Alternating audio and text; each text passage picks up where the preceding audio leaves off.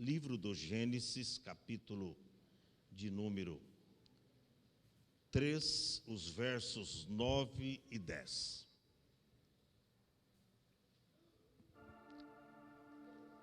Eu acredito ser esta palavra de Deus para os nossos corações. Todos encontraram, digam amém.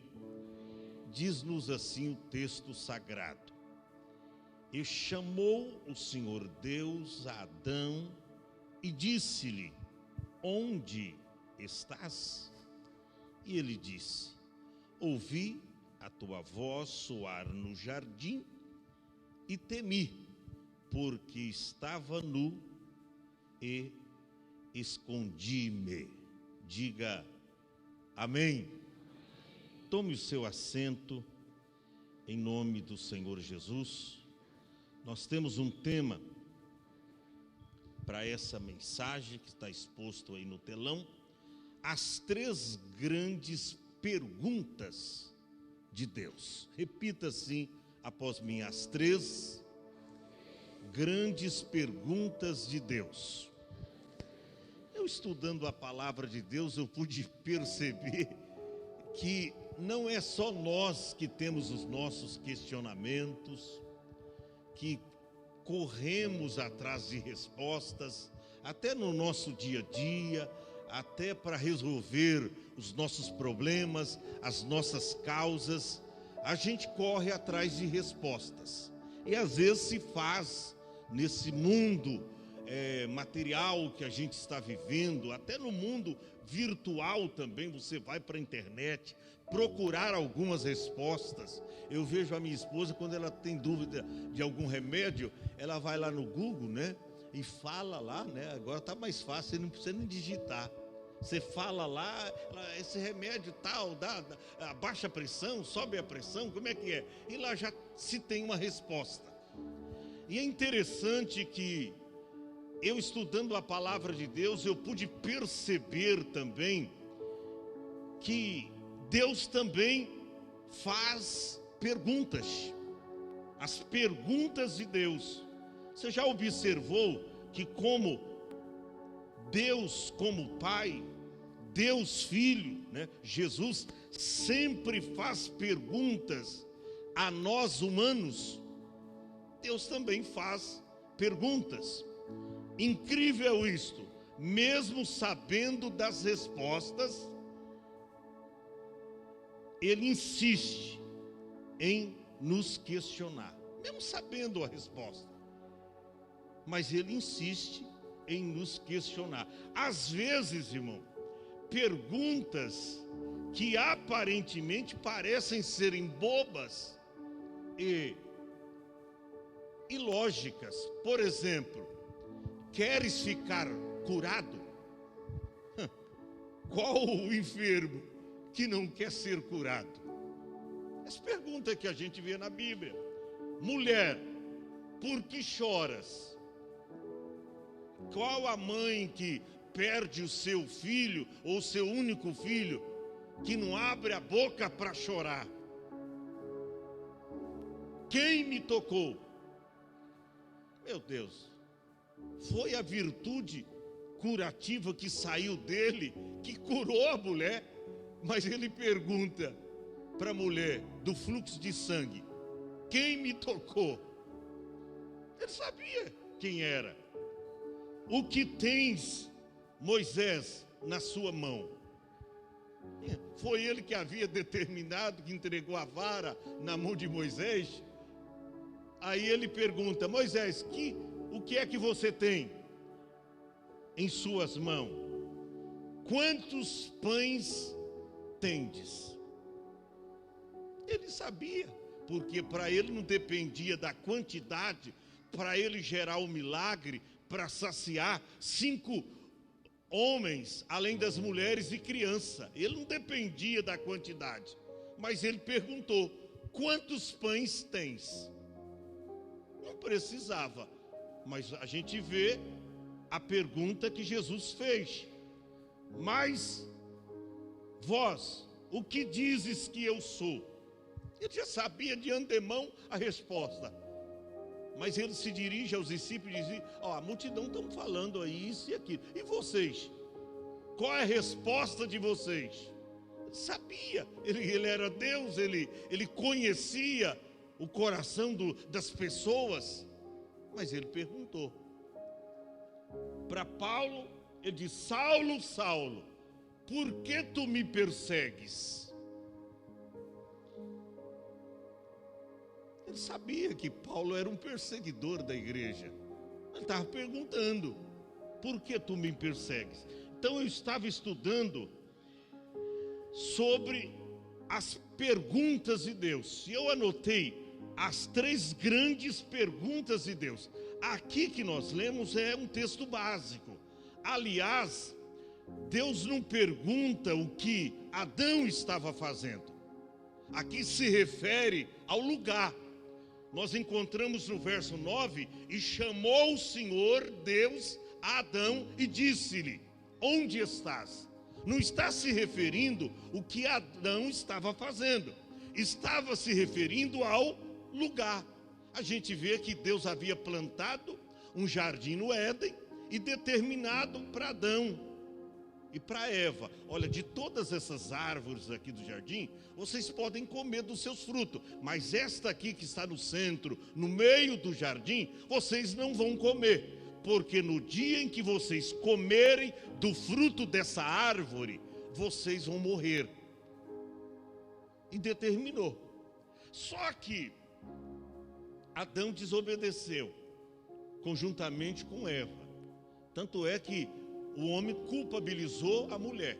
Quando Deus pergunta: comesse do fruto que eu te ordenei, que não comeste? A resposta de Adão foi essa: foi a mulher que tu me deste. E aí, quando o Senhor foi em direção à mulher, ela disse: não, mas foi a serpente que me enganou. Ou seja, as pessoas fugindo da realidade. Mas essa pergunta aqui que Deus faz, ele não está perguntando das ações de Adão, ele está perguntando do lugar. E chamou o Senhor Deus a Adão e disse-lhe: onde estás? E em cima desta pergunta, eu quero então mostrar para vocês as 3 grandes perguntas de Deus. A primeira pergunta está relacionada ao passado. A segunda pergunta de Deus, ela está relacionada ao presente. E a terceira pergunta de Deus para nós, ela está relacionada ao futuro. Aliás, essa terceira pergunta é o Espírito Santo que insere no coração dos homens e do povo para fazê-la aos apóstolos.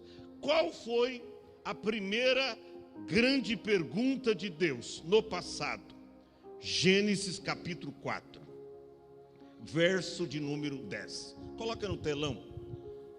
A primeira grande pergunta de Deus foi dirigida para Caim. E está escrito assim: disse Deus: que fizeste?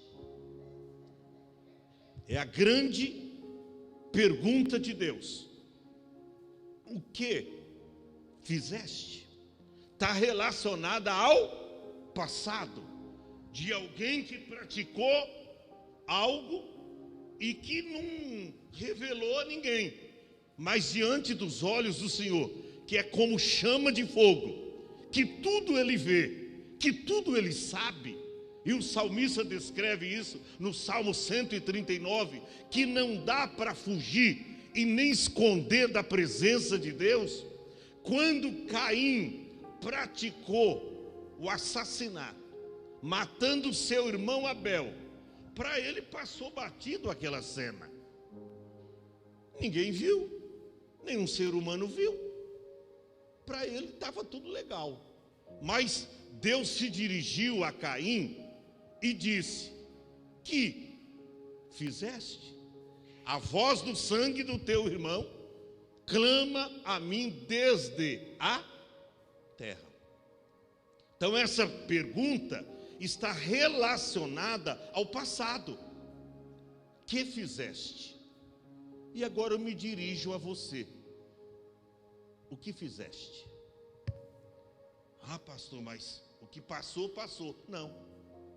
A Bíblia diz em Eclesiastes capítulo 3, versículo 15, que o que foi e o que há de ser também já foi, e que Deus pede conta do que passou. Eclesiastes 3 e o verso 15. Deus pede conta do que passou. E eu pergunto para você, como você tem passado os seus dias? O que é que você tem feito para a obra de Deus? E o que é que você tem deixado de fazer para a obra de Deus? Deus se dirige a Caim e disse: o que fizestes? O que fizestes? Está relacionado ao passado. Mas quando você abre a Bíblia, Hebreus 13 e o verso de número 8, a Bíblia diz que Jesus é o mesmo ontem, passado, hoje, presente, e Ele é o futuro. Hoje, ontem, hoje e será eternamente. Aí está intimamente ligado o passado, o presente e o futuro. Isso é muito sério. O que fizestes? O que você tem feito para a obra de Deus? Você já tem um legado de trabalho que as pessoas possam olhar para tudo aquilo que você já fez na obra e dizer: ó, essa pessoa está deixando um legado, essa pessoa está fazendo a diferença, fez a diferença nos lugares aonde passou. Ou você tem envergonhado como Caim, que Deus diz: ó, o sangue do teu irmão clama desde a terra. Mas ele praticou o delito e ele não estava nem aí. Mas a Bíblia diz que Deus pede conta do que passou. Nada que você faz está oculto aos olhos do Senhor. Por isso que Gálatas capítulo 6, verso 7, está escrito que tudo quanto o homem semear, isso também ceifará. Sabe por quê? Porque Deus não se deixa escarnecer. Deus, com seus olhos, que são como chamas de fogo, Ele está vendo tudo. Ah, mas passou, mas você não pediu perdão. Ah, passou, já faz muito tempo, mas você não confessou. Ah, mas faz muito tempo que eu coloquei a mão em algo que não me pertencia, e eu me apoderei disso. Mas Deus pede conta do que passou. Você lembra de Acã? O povo de Deus estava perdendo uma batalha. Acã havia cobiçado umas pratas, uma capa babilônica e mais algo, e ele pega e escondeu lá no seu barraco, vamos dizer assim, lá na sua tenda. E o povo de Deus foi para a batalha contra um povo tão pequeno, Ai, ou Ai, como queira interpretar, mas aí eles foram lá combater e saíram diante dos seus inimigos envergonhados. Sabe por quê? Porque Israel perdeu muitos soldados, ficou envergonhado porque havia pecado contra Deus. E aí Josué fez uma fila e diz: olha, a gente precisa descobrir o que está acontecendo, por que nós perdemos essa batalha. Fez uma fila e cada família apresentava diante de Josué e diz: ó, você tem feito alguma coisa? Conta aí se tem algum pecado oculto, alguma coisa no teu passado, ou se não, se consegue dar glória a Deus. E aí, glória a Deus, aleluia, opa, está tudo bem. Foi passando a primeira família, a terceira, quando chega na família de Acã, e diz: olha, Acã, está tudo bem contigo? Dá glória a Deus aí. Tem alguma coisa para confessar? E ele diz: olha, com 3 palavras ele confessa o seu pecado. Ele diz: cobicei, tomei e escondi. 3 palavras ele confessa o pecado. Ou seja, havia anátema, alguém que se tornou maldito porque havia praticado um delito e não confessou. Isso me traz uma reflexão espiritual, porque Deus pede conta do que passou. E é por isso que ele se dirigiu a Caim e disse: o que fizestes? O que fizestes? Tem gente, irmão, que quer colher coisas boas, Thaís. mas só está colhendo coisas más. Mas isso é por causa da sua semeadura, daquilo que você tem semeado. Como é que você quer colher coisas boas se você só semeia coisas ruins?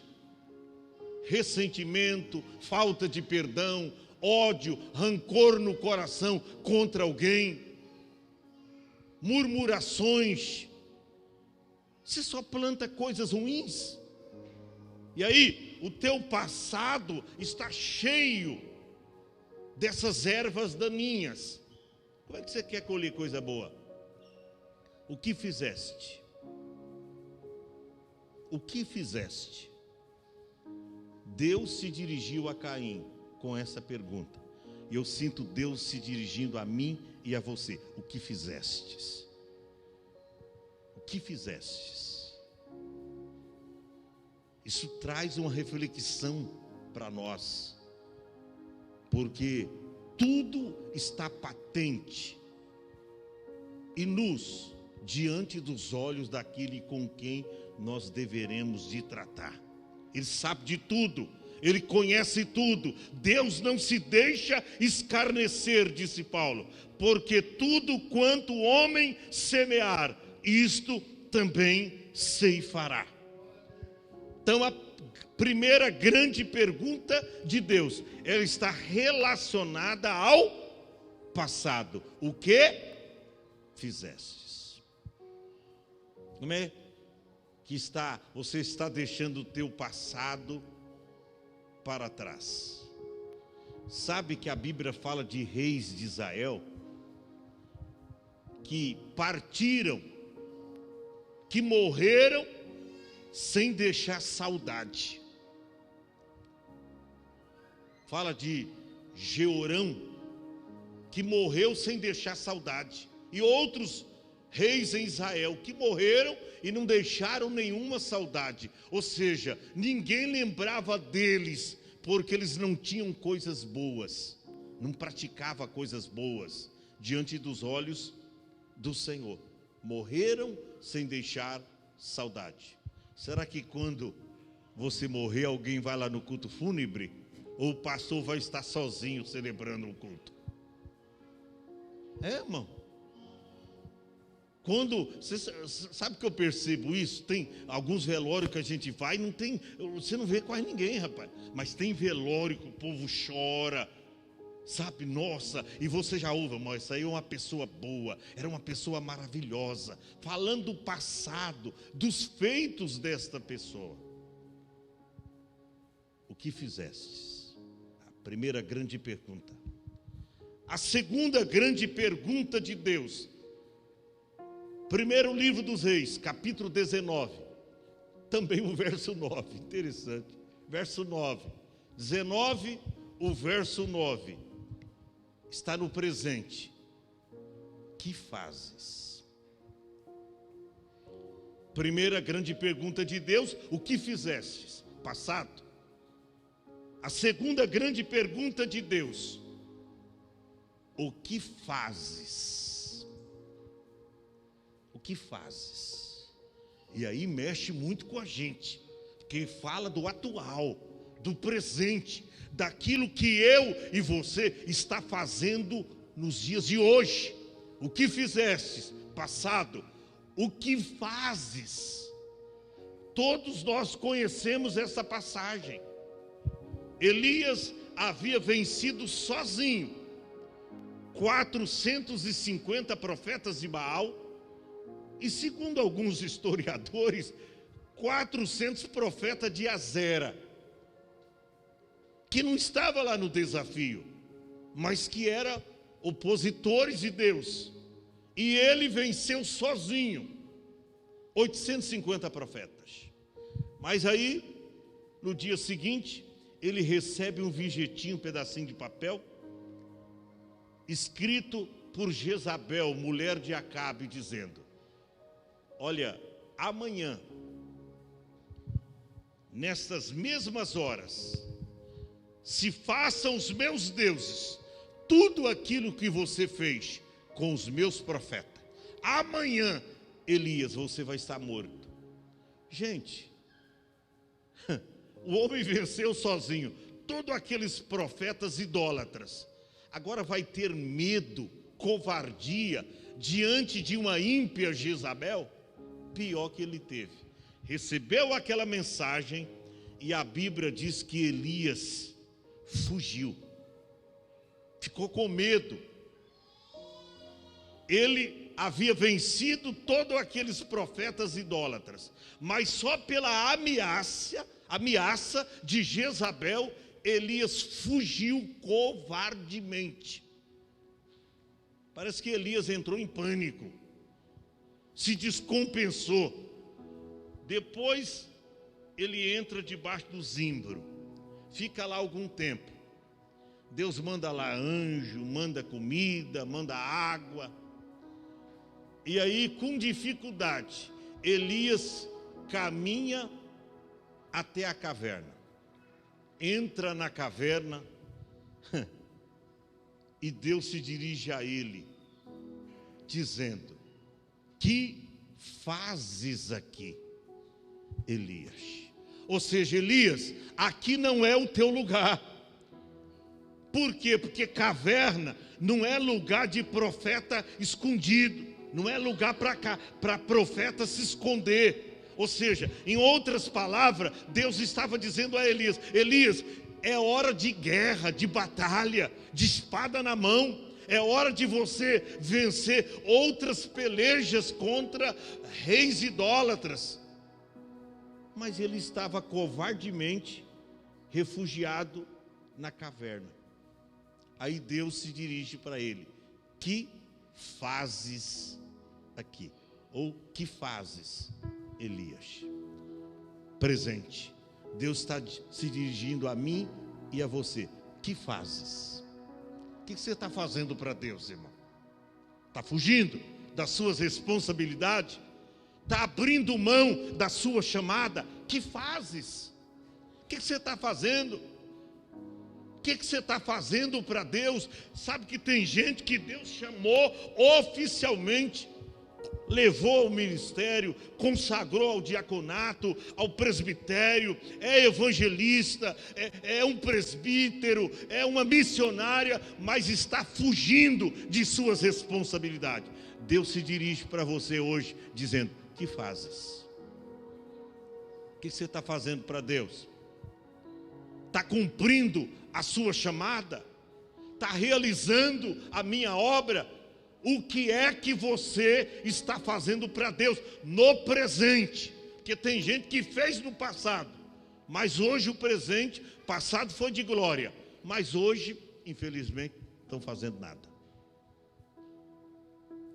Para Caim, Deus se dirigiu dizendo: que fizeste? Para Elias, que fazes? Que fazes? Tem gente que não faz nada, irmão. Sabe que tem pessoas na igreja, às vezes eu digo que na igreja pelo menos toda igreja tem 3 grupos. E eu descobri que tem 4, na verdade, 4 grupos. Qual é o primeiro grupo? O grupo dos que trabalham, glória a Deus. Por isso que a igreja cresce, a igreja, sabe, avança, porque é o grupo dos que trabalham. Tem um segundo grupo, é o grupo dos que não trabalham. Braços cruzados, não fazem nada. Segundo grupo, o grupo dos que não trabalham. Tem o terceiro grupo, o grupo que dão trabalho. Misericórdia. Esse é o grupo dos trabalhosos. Paulo ainda profetizou dizendo: virá um dia, tempos trabalhosos. É o grupo dos que só dão trabalho. Dá trabalho. Daqui a pouco ele faz uma confusão na igreja. Ele é mexeriqueiro, murmurador. Ele dá trabalho, fala da irmã, fala do irmão, fala do pastor, fala do vestido da irmã, o cabelo da jovem, fala da gravata italiana do pastor. Ele fala de Deus em todo mundo. Primeiro grupo, dos que trabalham. Segundo grupo, dos que não trabalham. Terceiro grupo, dos que dão trabalho. E eu descobri que tem um quarto grupo. O grupo que atrapalha os que estão trabalhando. Você está trabalhando, está ali, e ele chega para você e começa a puxar conversa. Rapaz, mas você está fazendo isso errado, hein? Olha, se eu fosse você, faria assim, assim, assim, assado. Irmão, é o grupo dos que atrapalham os que estão trabalhando. Irmão, foge desses grupos. Seja o primeiro, o grupo daqueles que trabalham. Deus está se dirigindo para mim e para você, dizendo: que fazes? O que você está fazendo? O que você faz para a minha obra? O que a Bíblia diz, segunda epístola de Paulo aos Tessalonicenses 3, e o verso de número 13. A Bíblia diz: irmãos, não vos canseis de fazer o bem, porque a seu tempo ceifaremos, se não houvermos desfalecidos.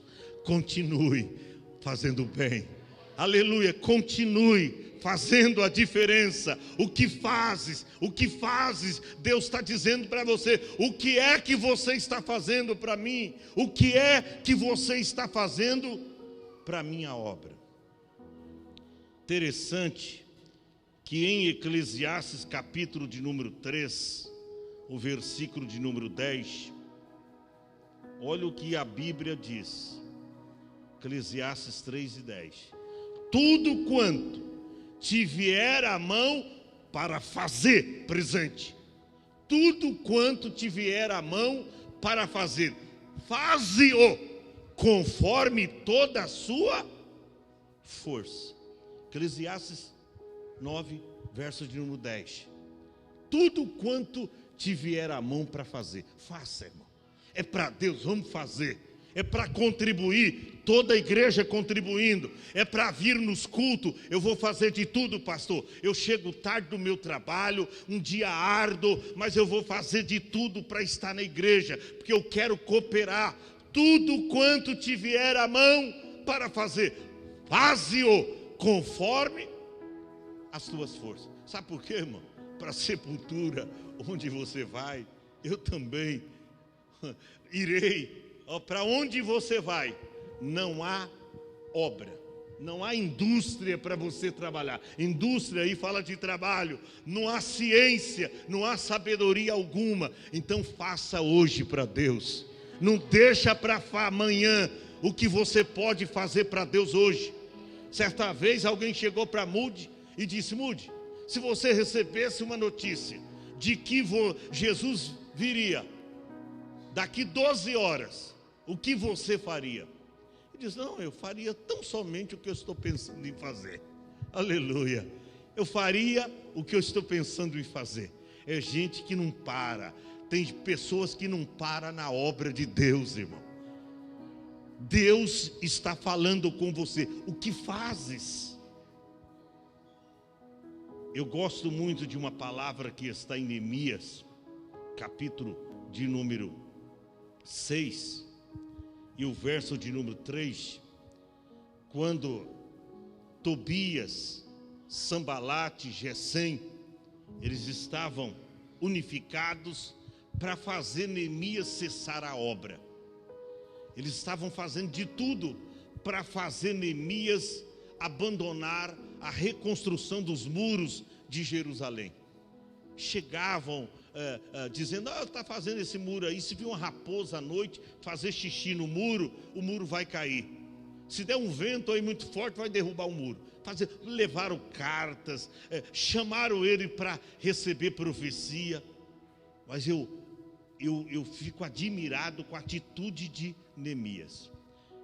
Quando enviaram mensageiros a dizer, ele enviou o mensageiro a dizer: olha, é o seguinte, vocês estão querendo me atrapalhar na obra. Vocês estão querendo fazer que eu cesse com as minhas mãos e realizar a obra de Deus. Ele enviou o mensageiro a dizer: estou fazendo, presente, tá? Estou fazendo uma grande obra, de modo que eu não poderei descer para dar atenção a vocês. Irmão, está fazendo uma grande obra para Deus, não fica dando ouvido a pessoas que nunca construiu nada. Às vezes eu fico pensando, tem gente que nunca construiu nada, aí chega até você para dar conselho. Vai construir primeiro, irmão. Vai fazer alguma coisa, nunca fez nada. E aí quer te dar conselho. Nunca construiu nada. Olha o foco que esse homem estava, Neemias. Mandaram cartas, chamaram ele para conversar, tascaram profecias falsas para ele cessar a obra. Ele diz: não, eu não posso, eu estou focado, aleluia, eu estou fazendo uma grande obra para Deus, de modo que não poderei descer. Por que cessaria a obra, enquanto eu deixaria e fosse ter com vocês? Porque eu vou deixar a obra cessar, parar? Não, eu não vou fazer isso. O que é isso? É foco, é determinação. Deus está chamando hoje pessoas determinadas, pessoas que fazem a diferença. Deus está dizendo para mim e para você: o que fazes? O que você está fazendo? Eu pergunto para você: o que você fez hoje para Deus? O que você fez hoje para Deus? Chamou alguém para a igreja? Convidou alguém para ouvir a palavra de Deus? Falou de Jesus para alguém? Eu tentei falar de Jesus até para americanos lá. Até para americanos. Eu com o celular na mão, tradutor Google lá e tal. Irmão, vamos falar de Jesus, vamos fazer a diferença. Olha o que diz a Bíblia, Ruth capítulo 2, verso 19. Põe no telão, Ruth 2 e 19, estou terminando. Então disse-lhe sua sogra: onde colheste amanhã? Ou no passado? Presente. Onde colheste? E onde trabalhaste? Onde colheste hoje? E onde trabalhaste? Eu sinto que a cada crepúsculo da tarde, esta pergunta é dirigida para mim: o que fizeste hoje na minha obra? Onde colheste hoje? E onde trabalhaste? Gente, estamos no domingo. A Bíblia diz que o domingo é o dia do Senhor. Às vezes tem igreja que faz 2, 3 cultos no domingo. A gente faz um culto só. E tem pessoas que têm dificuldade de vir à igreja. Pastor, eu não tenho tempo, sabe? Tem casa para arrumar, tem isso para fazer. Deus está te chamando e dizendo: o que fazes? Será que o que você está fazendo tem algum valor? Terá algum galardão? Primeira grande pergunta de Deus, repita após mim: o que fizestes? Passado. Segunda grande pergunta de Deus: o que fazes?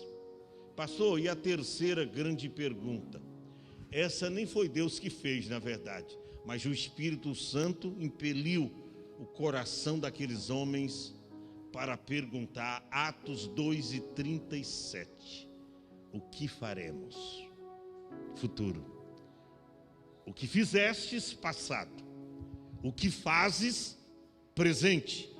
O que faremos? E ouvindo isso, compungiram-se em seus corações, ou coração, e perguntaram a Pedro e aos demais apóstolos: o que faremos? Futuro. O que faremos? Gente, é hora da gente fazer uma aliança com Deus, de um verdadeiro compromisso, para fazer, para realizar a obra de Deus. O que faremos? Naquela oportunidade, só tinha uma resposta de Deus para eles.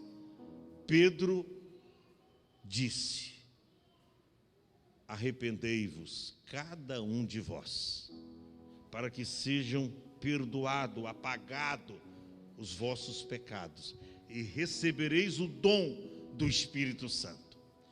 Mas a pergunta deles foi, o que faremos?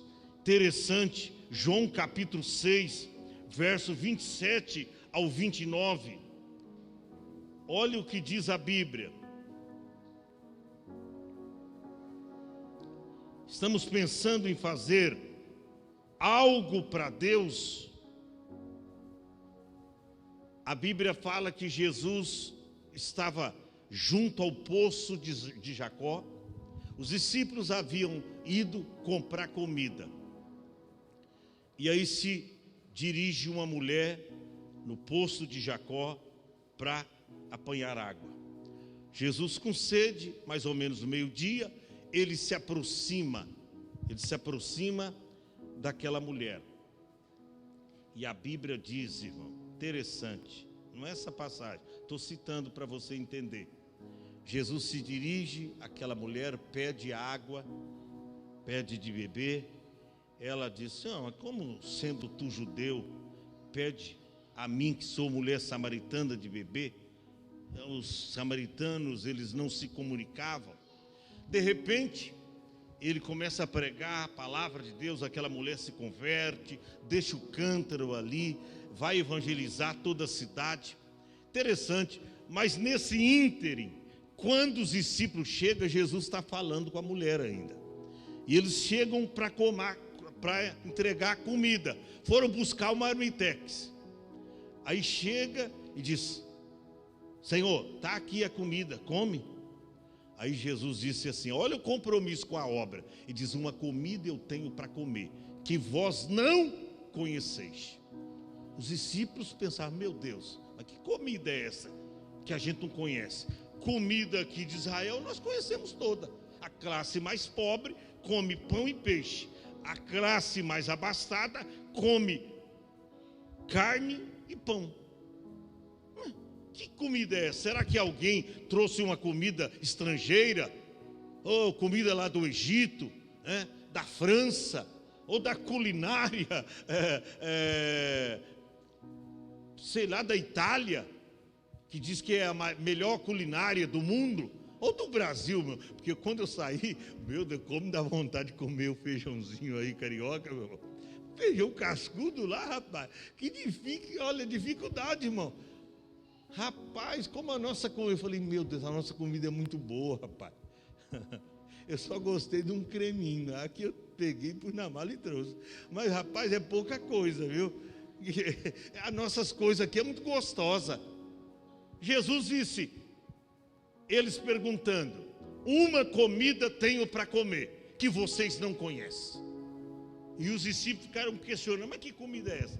Aí ele diz assim: a minha comida é fazer a obra daquele que me enviou, é fazer a vontade daquele que me enviou e realizar a sua obra. Por isso está escrito, João capítulo 6, o versículo 27 ao 29. Jesus diz: trabalhai não pela comida que perece, mas pela comida que permanece para a vida eterna, a qual o Filho do Homem vos dará, porque a esse o Pai deu e selou. Verso 28, disseram-lhe, pois, que faremos para executarmos as obras de Deus? Aí os homens perguntou: o que faremos para executar? Faremos, futuro. O que nós temos que fazer para executar a obra de Deus? Jesus respondeu e disse-lhe: a obra de Deus é esta, que creais naquele que Ele enviou. Esta é a obra de Deus que faremos. É você crer naquele que Deus enviou. Por isso que Jesus disse: meu Pai trabalha até agora, e eu trabalho também. Então, o que fizestes? O que fazes? O que faremos? Eu já sei o que eu quero fazer, irmão. Eu quero a cada dia entregar a minha vida a Cristo. Eu quero a cada dia fazer como Paulo. Paulo diz: olha, eu me deixarei se gastar pelas vossas almas. Eu me deixarei gastar pelas vossas almas. Ainda que vos amando, eu seja menos amado, disse Paulo, mas não tem problema, eu vou me desgastar na obra de Deus. O que faremos para Deus? Fica em pé. É uma das 3 grandes perguntas da Bíblia de Deus para nós. O que fizestes? Passado. Deus pede conta do que passou. Você tem crédito do que você fez no passado? Tem filhos gozando hoje os bens que os seus pais deixaram, mas não foram vocês que conquistaram, foram seus pais. O que fizestes? O que fazes? Está lutando para deixar um legado espetacular, de honra, de trabalho, de compromisso com Deus. O que fazes? E o que faremos?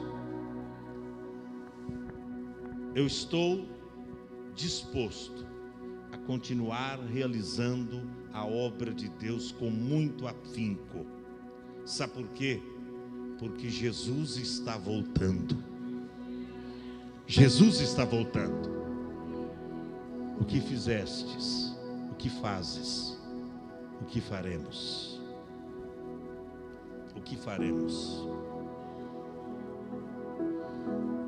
Quantas coisas Deus tem nos entregado para realizar a sua obra nesse último tempo. Quantas coisas Deus tem colocado em nossas mãos para fazer, e você tem negligenciado, tem deixado de fazer. As pessoas hoje mal vêm à igreja, e alguns que vêm reclamam quando o culto passa 5 minutos. Ele reclama. Mas quando no passado ele caía na gandaia, ficava a noite inteira nos bailes. Porque eu era jovem, adolescente, eu passei uma fase de tudo isso. Eu sei do que eu estou falando. Mas hoje você está no lugar certo. Você está sendo abençoado nesse lugar que Deus te colocou. Mas muitas vezes você não tem feito nada para Deus. Mas Deus está te perguntando: o que fizestes? O que fazes? O que faremos? Quantos querem melhorar mais as suas ações, as suas obras diante do Senhor? Se você quer, nós vamos louvar a Deus com louvor. Você pode sair do teu lugar e vir diante do altar do Senhor. Sai do teu lugar, enquanto nós vamos cantar para Deus. Pastor, eu quero ser mais operoso na obra do Senhor. Eu quero fazer a diferença. Eu já dei muito trabalho no passado para os meus pais. Hoje eu quero lhes dar alegria. Eu quero lhes trazer contentamento.